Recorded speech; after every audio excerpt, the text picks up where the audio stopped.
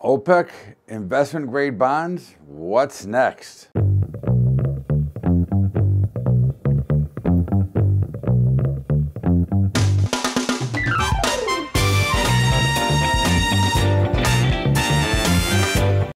What's up, everybody? Welcome aboard. It is Bubba's Bottom Line, and it's always great to be here with you. And of course, a lot of things going on, and then there's a whole bunch of nothing going on. And if we just take a quick recap of what happened last week, the markets were relatively flat.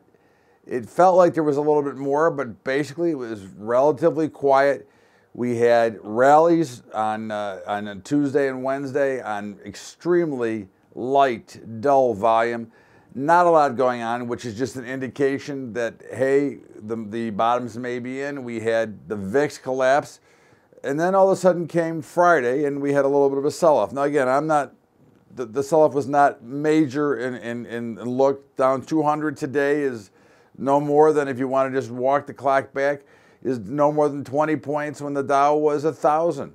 So again, we're not really concerned about the price of the numbers. The numbers are just bigger, that's all. But the percentages are smaller than they've ever been, you know, going back, if we go back in time here. So that's something, but the market was interesting, that it looked like we were trying to break above that downtrend, but we have not. But it's still not clear when you look at the overall, again, you look at market volatility, you look at the VIX did bounce from a bottom in the mid-14s or so.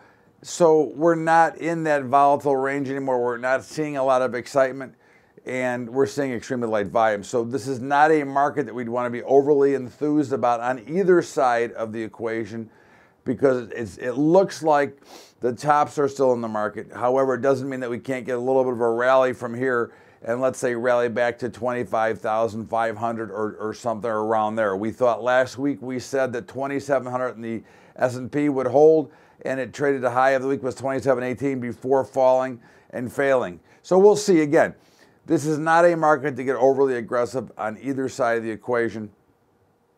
I think when you look at some of the things that are going on, and if we look at the oil market, of course, President Trump tweeted out that oil was being manipulated by Saudi Arabia and by OPEC and by everybody else, and of course he's right.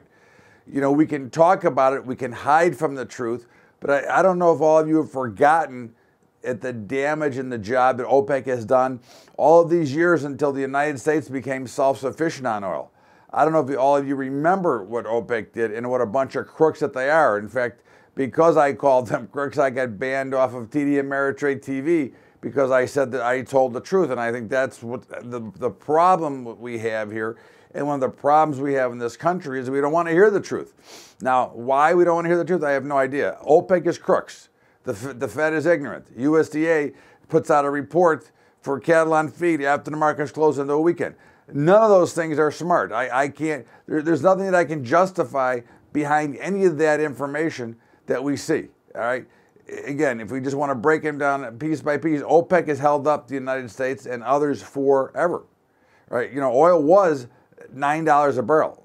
And again, I understand inflation, but it should not be $70 a barrel or just under it right now. It should have never been $160 a barrel. And especially now where we sit with how much oil and we have here. And yeah, you hear every expert say, well, there's not a glut anymore, blah, blah, blah. I go, okay, great. We've got a lifetime supply of oil in this country. And if the big oil lobbyists weren't so much in charge, then we wouldn't even be using oil. Okay, even the ex-president of Shell Oil says we should be using natural gas.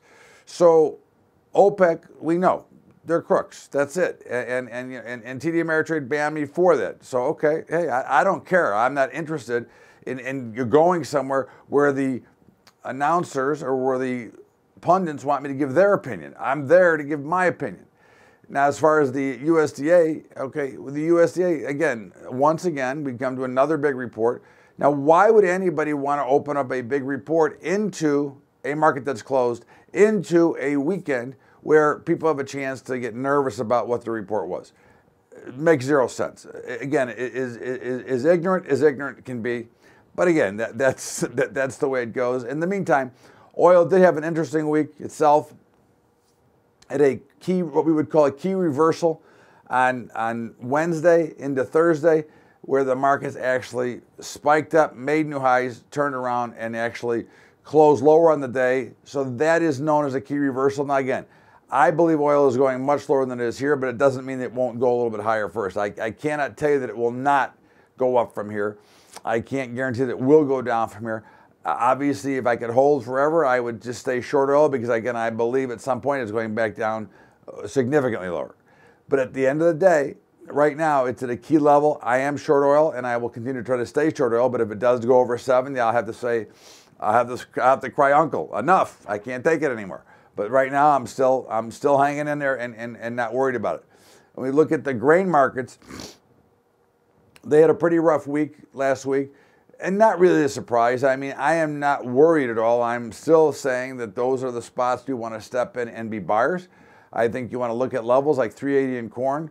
I'm a little concerned, you know, we're below 1045 or so in soybeans, but we're, you know, right around there, so we're okay.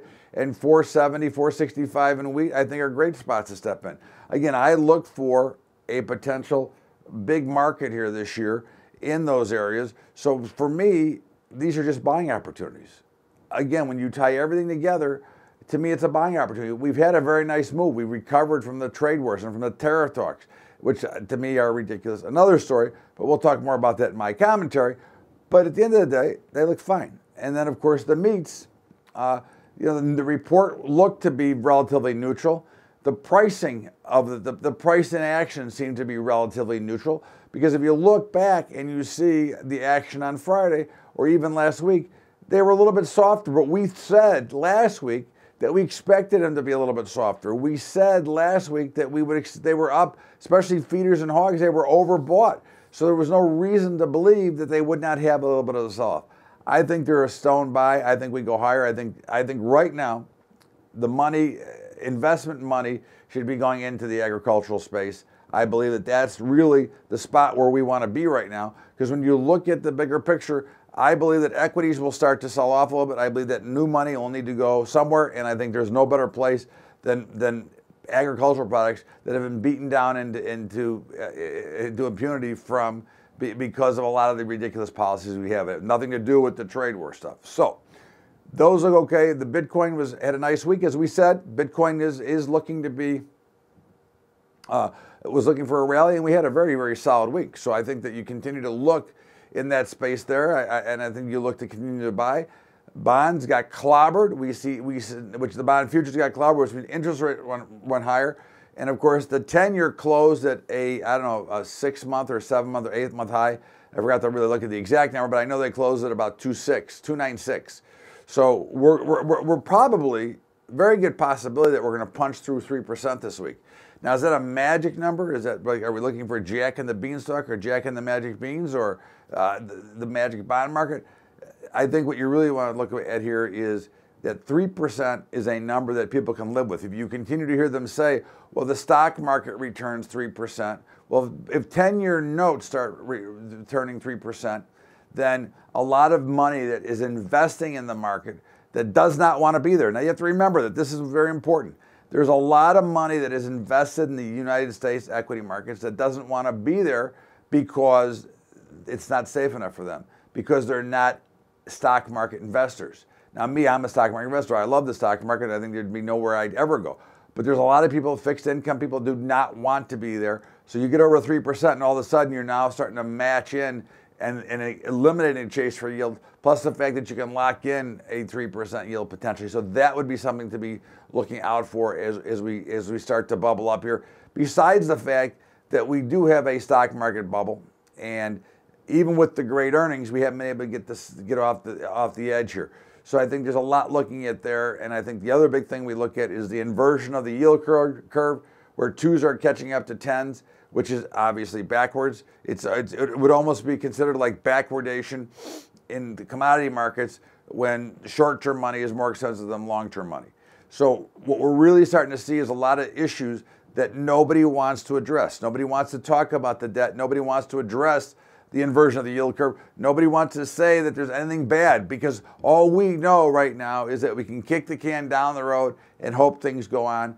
But I think it's very interesting that when you look at even the Fed people, now again, I'm still not a Fed person, as you all know, but From my understanding, and again, I'll have to do some more research on myself, but Chair Powell has said no to a couple of things, and it seems to me that he may be a little bit more fiscally responsible and not in such a hurry to continue to create new money, and is indicating that they are going to continue to raise, which is the real thing we need here. We need higher rates to really free up liquidity and capital as we go forward, because again, even with the cheaper money, the small guys cannot borrow, okay?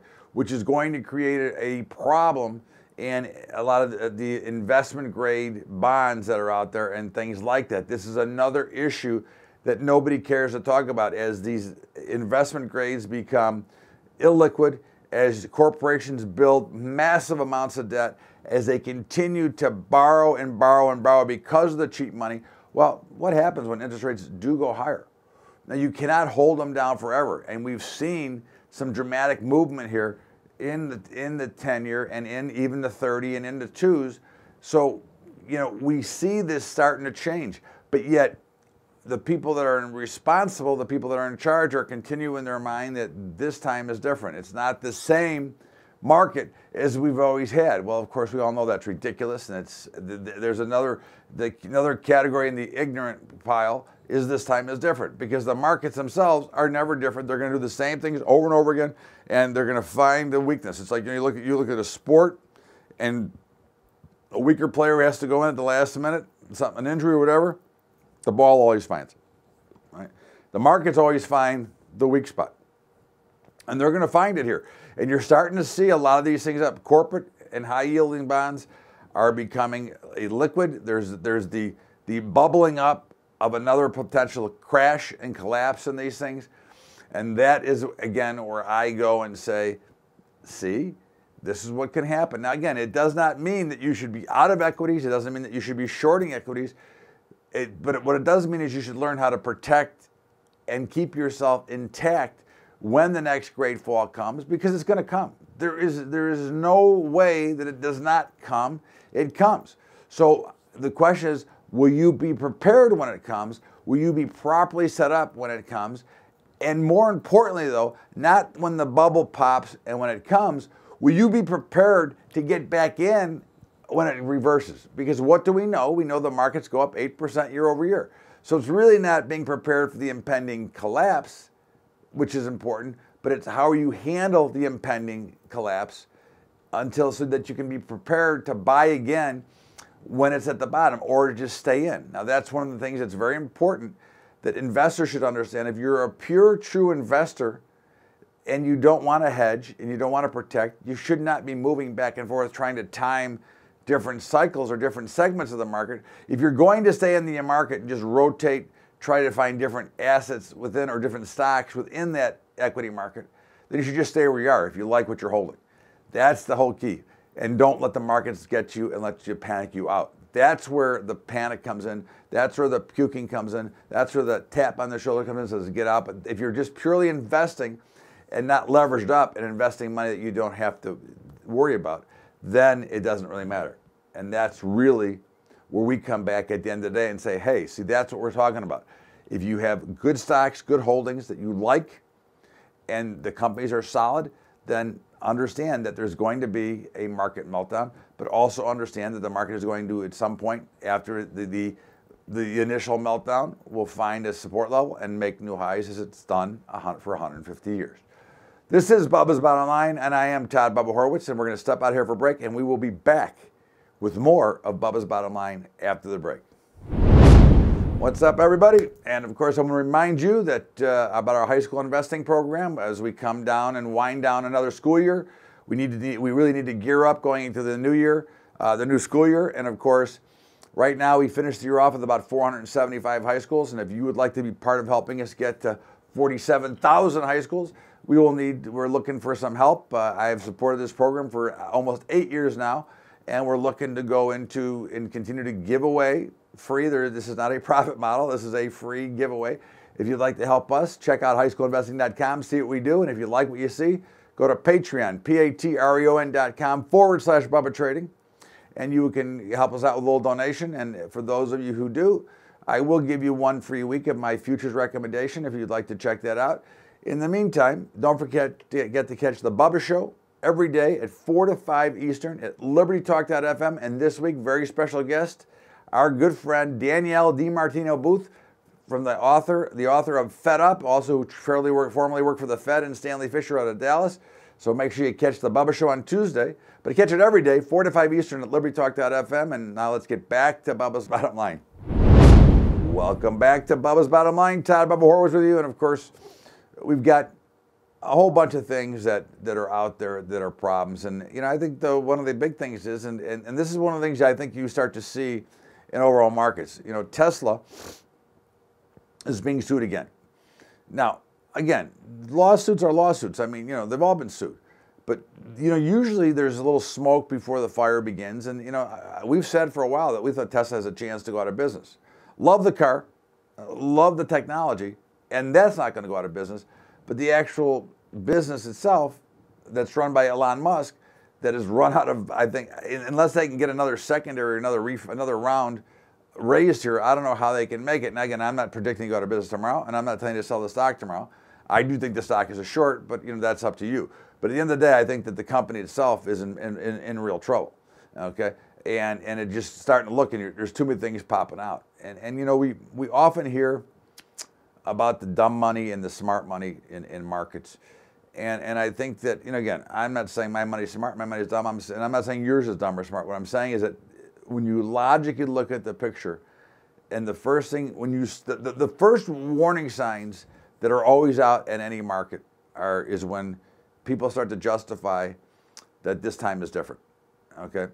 Because we know it's not different, all right? Let's agree that the markets are never different. Nothing changes, because when you're dealing with humans, you're dealing with human emotion, you're dealing with money, it's always the same. It doesn't, the product can be different, the reason can be different, but at the end, it's always going to be the same, all right? So when we look at it from that standpoint, they're already, the advisors and the pundits are trying to tell you that this time is different. They're trying to convince you to stay in the market, because obviously everybody's happier in a bull market, see? Everybody's happier when the markets are going higher, okay? But at the end of the day, there is a lot of concern out there. There is reasons to believe there's troubles coming. The jobs suck. You can talk all you want about the great jobs number, and President Trump can talk about how good the numbers are. The numbers suck. Okay, people are not making enough money. That's the bottom line. We talked about this last week. 8 cents an hour doesn't cut it. Okay, you've got inflation starting to run away a little bit. Starting with oil and other things, which brings us into the artificially priced oil, right? Which again is something that we're obviously dramatically against. But this is when you allow the Federal Reserve to dominate at some of the things that they do, you've taken away what we talked about before, is the free market system. So if you take away the free market system, you can now let these things happen, and that becomes another one of the bigger issues. So when the pundits and everybody else starts saying to you, hey, it's okay, it's as I said before, it's the old vote of confidence to the coach. Your job is great, you're a great coach, we love you, and tomorrow we'll fire you. This is the same thing with the markets. Again, that doesn't mean it's going to be tomorrow, but we have kicked this can down the road so often and so long that eventually something has to come to pay the overall bills. Now we hear about manufacturing in this country continues to decline. All right. Now, if the jobs are that great and everything that we're trying to see is that great, then I think you would find out that we wouldn't have that problem. Now, this ties into where the hindrance of what is going on with the administration, and because of right now it's the left, and again, I don't blame one side or the other, because we'll talk a little bit more in the commentary as well. I don't blame one side or the other, but there are hindrances to what the president's agenda is, which the president's agenda is to bring real money here. And that, I think, would happen if you could get around all this ridiculousness that goes on in Washington. But, the problem is that manufacturing jobs are going away. Solid, high-paying jobs that more people qualify are leaving this country, okay, and have left the building long ago. And I mean, again, we understand that if you are a programmer or tech savvy, then you're in pretty good shape, because there's plenty of jobs, and there's too many jobs, not enough people to fill them. But that's the issue. We don't have the education. A lot of us are not. Certainly I wouldn't be equipped to do anything like that. I would need a job that would be machine tooling, and I'm not qualified for that either, but I mean something in that nature, because I don't have the education, I don't have the knowledge, so that would make a problem. So that's why we don't see good jobs. That's why we have these service jobs continue to grow. But in the meantime, you've got retailer going out of business. You've got more service jobs being created because the need for actual building of things is not there anymore.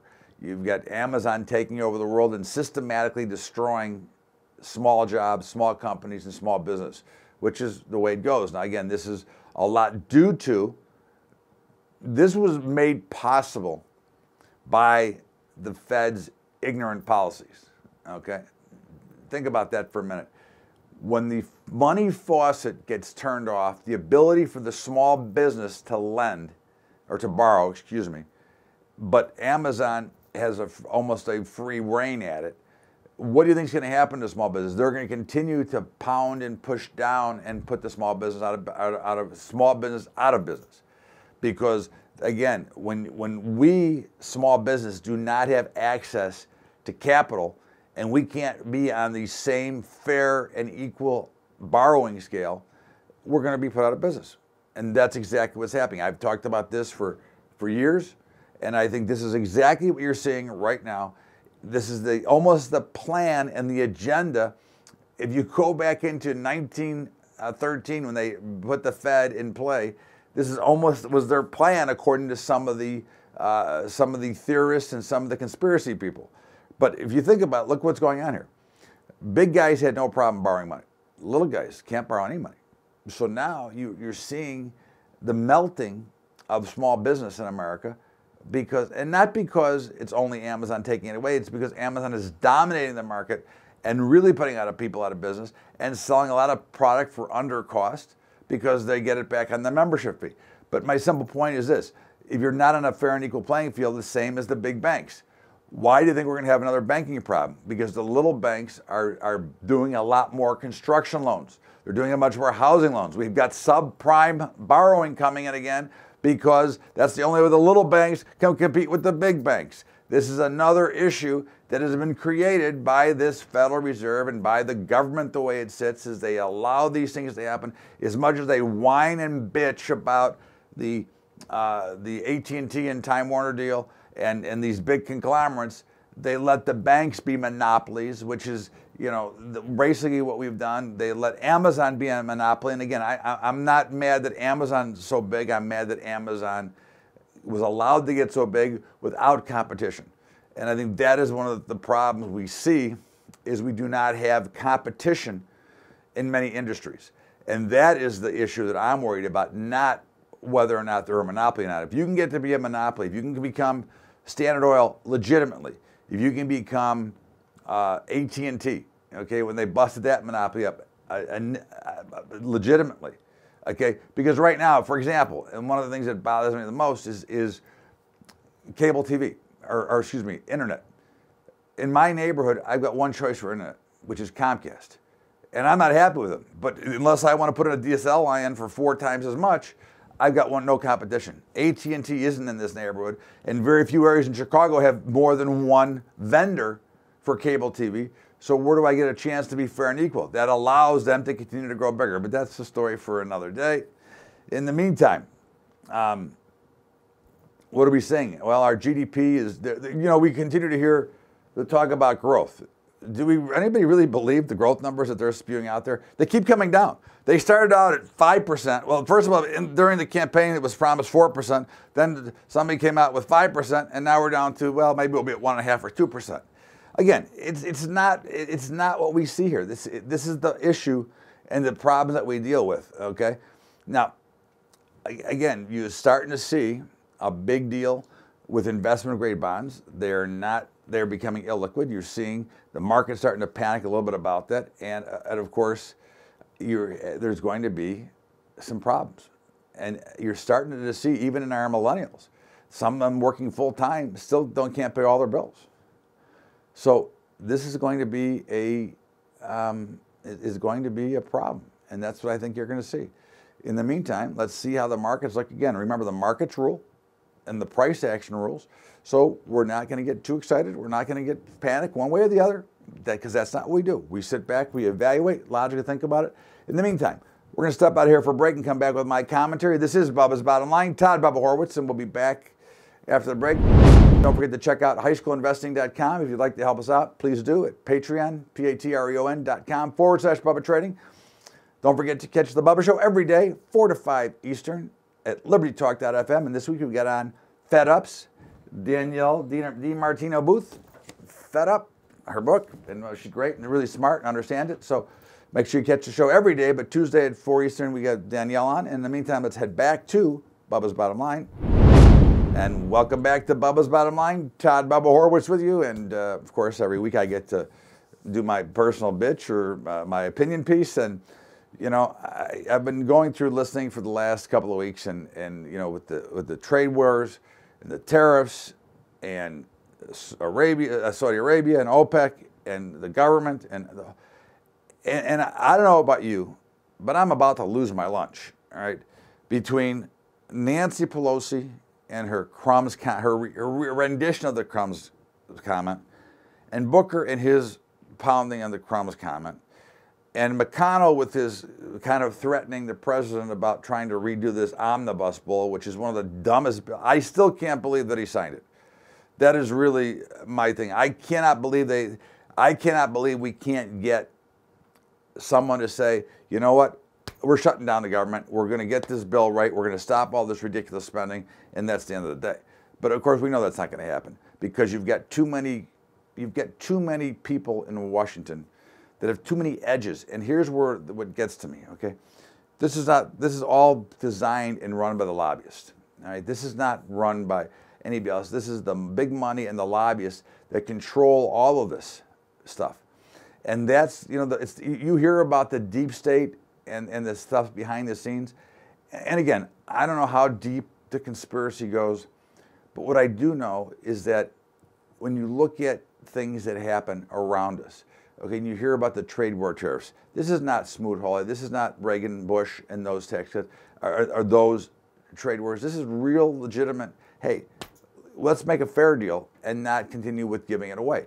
If you think about the amount of money and that the United States gives away because of all this, it's not just the trade wars, it's not just the tariffs, it's in general. It's about time that somebody stood up and said, hey, let's be fair.